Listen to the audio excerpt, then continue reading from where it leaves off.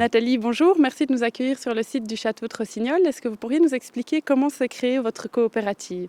Donc, Gome Energy a été créé en juin 2014 et suite à plusieurs démarches au niveau de l'ASBL Cuesta, des projets énergie de l'ASBL Cuesta qui est devenu maintenant Parc naturel de Gome.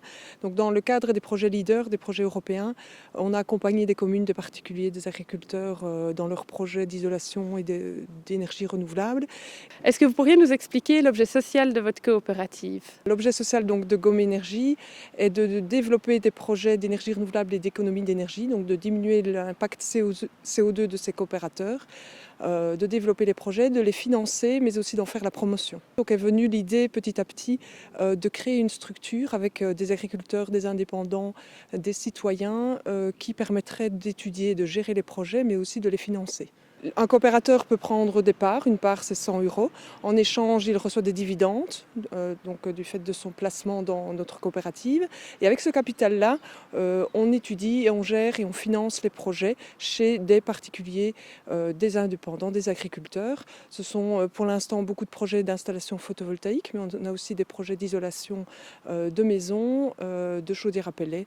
Et donc pendant 10 ans, en fait, le propriétaire du bâtiment verse une redevance à Gome Energy en échange de l'investissement et de la gestion du projet pendant ces 10 ans-là.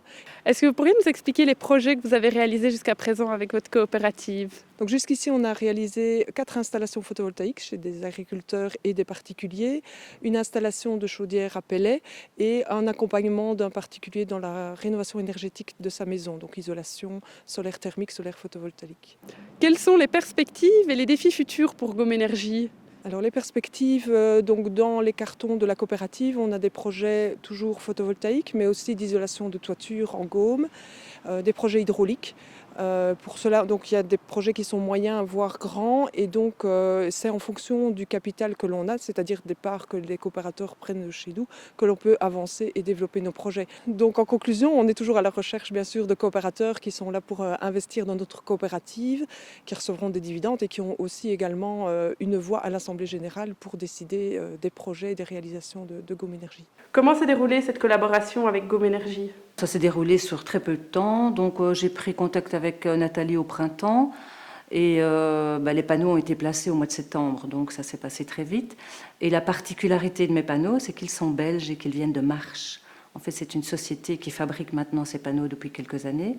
Et donc, voilà, moi, ça m'a intéressé de faire vivre des gens de notre province. Et voilà, c'est pour ça que j'ai choisi cette société. Pourquoi vous êtes-vous tourné vers Gome Energy? La collaboration avec Gome Energy s'est très bien déroulée. J'ai eu un contact avec un fermier du village qui lui-même avait placé des panneaux sur son écurie. Et donc, ça nous a donné l'idée de travailler avec eux parce que, on aime bien travailler avec les gens de la région. Et tout s'est très bien déroulé du début jusqu'à la fin.